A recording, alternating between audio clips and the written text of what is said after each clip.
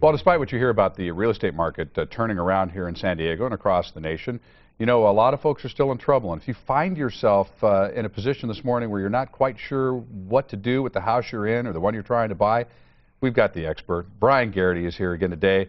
Ask Big Daddy. This is what we do when Bryan comes in. How have you been, my friend? Good, good. Now, first thing I have to, I know there's a lot of business to talk about, but I have to ask you about this.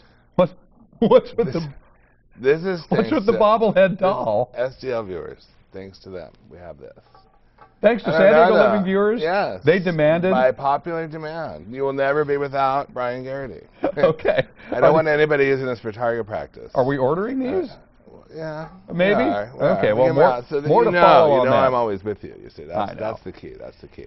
Okay, so today I want to talk about something that's going on here that's, I heard rumors of this. I actually had a real estate attorney talk to me about this years ago during the last big slump back in the 90s. Strategic defaults. These are people that they're not necessarily in deep financial trouble, and they're choosing to default on their home. Intentionally. Why would you do that? Well, I think it's people, especially baby boomers, looking at where they're at in their life.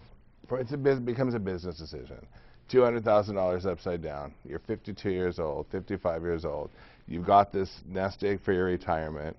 It shows 11.4 million people are still with negative equity. And that's on a macro basis. San Diego is moving, but it doesn't mean there's not a ton of people still underwater like that. Right. Yeah, that was my point when we started the segment. It is. I mean, it's getting better, but don't be fooled. There's still that, and they're talking about another 6 months softening in the market before prices stabilize in 2013.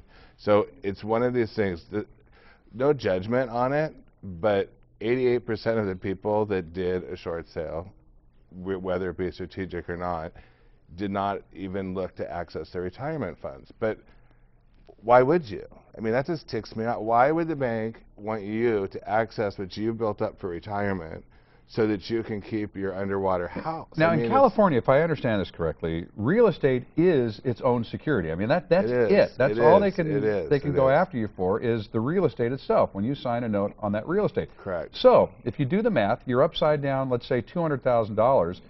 Somebody can come into your office, and in about 2 seconds, you can do the math for them and say, here's how much your home would have to appreciate over the next 10 years just to get back to where you're not upside down. Yeah, and at 10 or 15. And it's years. It's not weeks, not months. Yeah, it's years. So in the strategic default, people will, you got to know for the neighborhood, is it going to bring down values? Yes. But regardless, a strategic default, a traditional default, I think when you really get back and peel the layers back, this label of strategic default, and you really look at it, most people are going to have to access retirement funds, access mutual funds, access funds that they put away for retirement for a rainy day in order to save their house, and they're not doing it. It's like, I'm not doing that, I'm walking, sorry.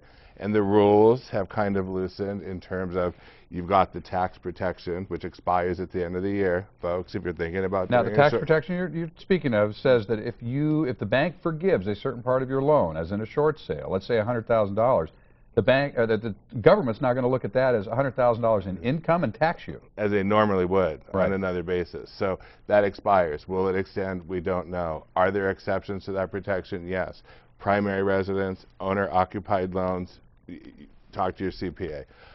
But you've got that protection, and I think the stigma of a short sale has kind of been removed. I don't think back in the 90s or even as early as the beginning of this decade, you wouldn't be talking about doing it. People talk about it at the dinner table now all the time. Here's the thing, and I'll reveal this to you right now. Back in 1994, we were upside down in a house in LA. We moved out to Phoenix. We carried the house at a deficit as a rental for a year. I finally had a real estate attorney, when I consulted him, say to me, "What? You're an idiot." He says, "Why don't you collect the rent for a year, default on the home, you'll have $40,000 in the bank, and it won't even hurt your credit." And I said, well, that's not morally, I can't do that, and I did not do that. But that's kind of the decision again here now in 2012 that people are looking at. They're getting advice from people saying, why would you continue to pay on this when you're never going to get your money back? Right. So it's a tough dilemma for folks to try to deal with. It is. And I'm going to tell you that from the large amount of people that I do see that are in this situation, when you really peel back all the layers, they're short sale appropriate. So that strategic default that gets labeled on somebody who may be working at whatever company, let's just say, but making good money. But when you look at what all their expenses are, their child care, college tuition, as you can attest to, you know how much money that costs. Kids can't get student loans, which will be that's going to be the next big burst.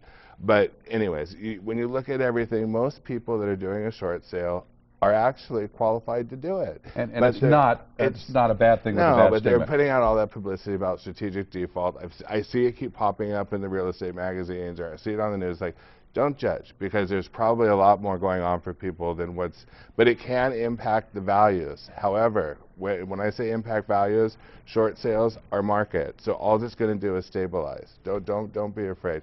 Come talk to us so we can make the right decision for you guys. All right, you go see Bryan Garrity. If you have any real estate questions, certainly there are some people that are buying and selling just regular transactions. You love to be involved in those, but if you have a difficult situation, come see Bryan. And don't forget to check out the radio show. You saw the information there on the screen. Wednesdays at 1 o'clock. It's really on ESPN 1700 AM. It's turning into a really, really good, fun thing to do. All right, Bryan Garrity, everybody.